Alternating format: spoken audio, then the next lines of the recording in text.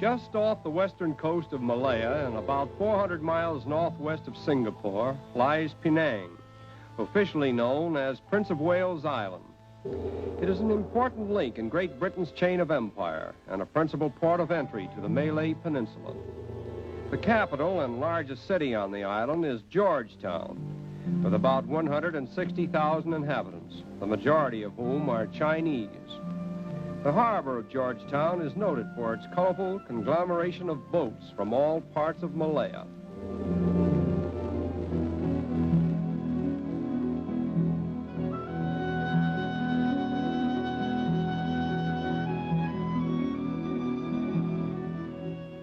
The principal products of the Malay Peninsula are rubber, tin, and copra, as well as coffee, spices, and rice, all of which go to make up the cargoes of the ships that pass to and fro in the harbor of Georgetown. The white circles that are painted on the bow of this boat are the natives' idea of eyes, which permit the boat to guide itself in time of trouble. Perhaps the only railway station in the world for which a train never passes is this one at Georgetown. The railway terminus is on the mainland, and all passengers must use ferry steamers to connect with their trains.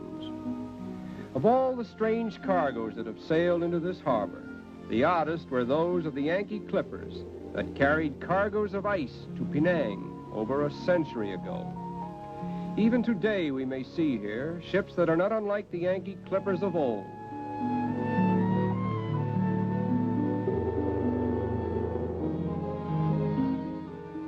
The hard-working fishermen and sampan men who eke out a meager livelihood around the harbor live in picturesque fishing villages, such as we see here.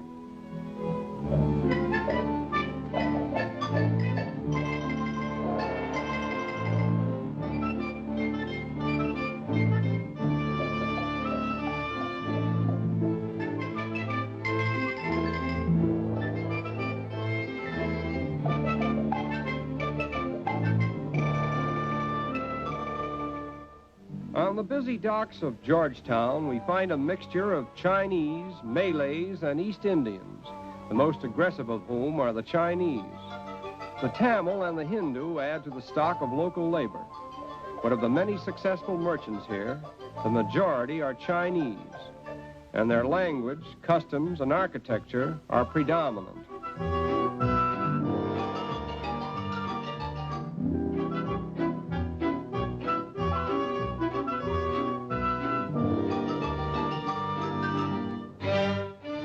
Traffic policemen of Georgetown actually wear wings. This odd custom, however, was not so much of a heavenly thought as an earthly one, for the intense heat of Penang inspired it, so that the policeman on a hot day need not overexert himself in guiding the traffic. If one could read the signs on the front of these buildings, one would realize that in this part of Malaya, it is the Chinaman who is the merchant, the farmer, the architect, and the financier. Jinrikishas are the taxi cabs of Georgetown, and their owners take great pride in decorating them with artistic designs. On a meager diet of rice and dried fish, a rickshaw coolie can trot for miles under a tropical sun and keep it up as long as he can find passengers to pay his modest tariffs. Among the many interesting events that come and go in the course of a day is the Chinese funeral procession, adding color and music, but no outward sign of grief to the traffic of Georgetown.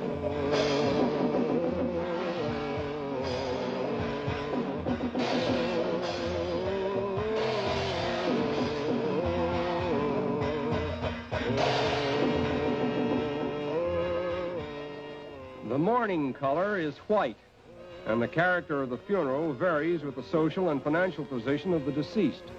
Funerals are of great importance to the Chinese, and no sacrifice is too great for a son to make in behalf of his deceased parents.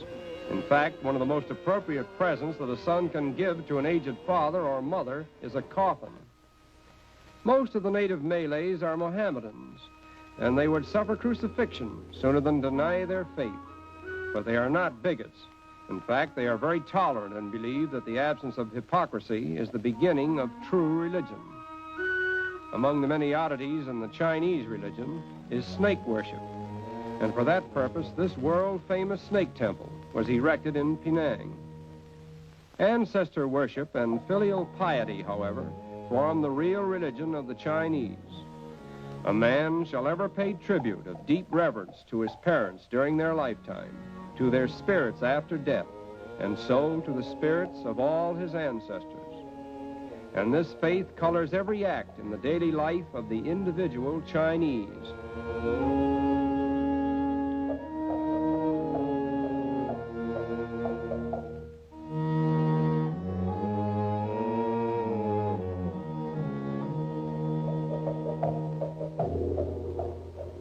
Firecrackers are set off by the worshiper to chase away the evil spirits who are believed to crowd around the souls of the dead.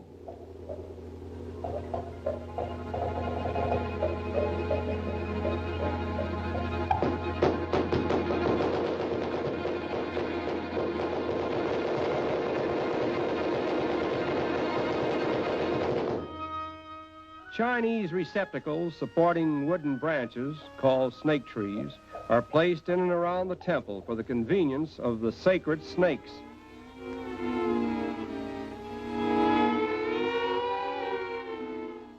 These poisonous adders enjoy a very peaceful life and spend most of their daylight hours in sleep. At night, they crawl about the temple, eating choice particles of food left for them by devout worshipers. And so goes the strange parade of religion around the world, in which the gods of mankind vary from sacred snakes to divine spirits. Down by the sea, we meet a group of the younger generation, representing the socially elite among the Chinese of Georgetown.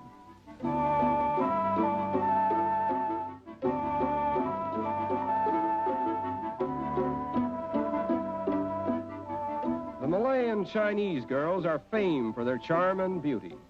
And speaking of Chinese fame, we must not overlook the Chinese cooks, who are world famous for their excellent cuisine.